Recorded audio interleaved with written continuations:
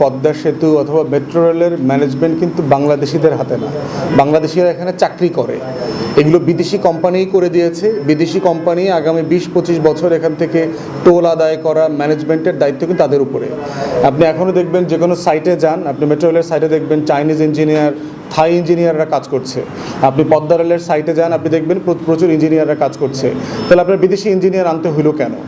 প্রশ্ন হচ্ছে আপনার হাতে অপশন আছে দুইটা। একটা হচ্ছে আপনি বিদেশ থেকে লোক ধার করে অথবা ঋণ করে এনে আপনি একটা কাজ করাবেন, আর একটা হচ্ছে একটা কোম্পানিকে আপনি লিজ আউট করবেন যে তার নিজের টাকায় এখানে ইনভেস্ট করে টেকনোলজি এনে প্রযুক্তি এনে ডেভেলপ করে দিয়ে একটা সার্টেন টাইমের পরে সে চলে যাবে। দুইটা অপশন। চীন এবং জাপান থেকে শুরু করে যারা পদ্মা সেতু মেট্রো রেল করে দিয়েছে, এটা তো ঋণ করে দিয়েছে। এই টাকাটা আগামী 10-15-20 বছর আমাকে টাকা ফেরত দিতে হবে সুদ এবং ইনফ্লেশন অ্যাডজাস্ট করে। কিন্তু যেই কোম্পানিটা বন্দর ম্যানেজমেন্ট করতে আসবে সে কিন্তু এখান থেকে প্রফিট করে টাকা নিয়ে যাবে এবং আমাকেও টাকা দেবে এবং তার সাইনিং মানিও আছে। তাহলে দ্বিতীয়ত হচ্ছে যে আপনি যে বিদেশে আবার লোক পাঠাবেন, টাকাটা পাবেন কোথায়? আপনার দেশের সরকারি কর্মকর্তাদের বেতন দেওয়া যাচ্ছে না, টাকা ছাপাইতে হচ্ছে। আপনার ট্রেজারি তো সরকার খালি করে দিয়ে গেছে।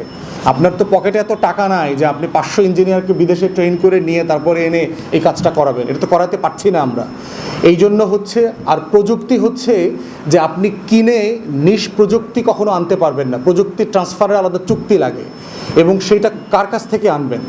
আপনি একটা লাঠি শুধু একজনের কাছ থেকে কিনে আনলে তো হবে না, ওই লাঠিটা কিভাবে অপারেট করতে হয় সেটার জন্য তো আপনার একটা টেকনোলজিক্যাল নো হাউ যারা জানে এই মানুষগুলোকে লাগবে। সব কিছু মিলায়ে এইটার প্রোডাক্টিভিটি যেখানে এখন আছে এই গতিতে চালিয়ে আমরা আসলে বেশি দূর নিতে পারবো না। আমাদেরকে এইটা বিদেশিদের সাহায্য এখানে নিতে হবে।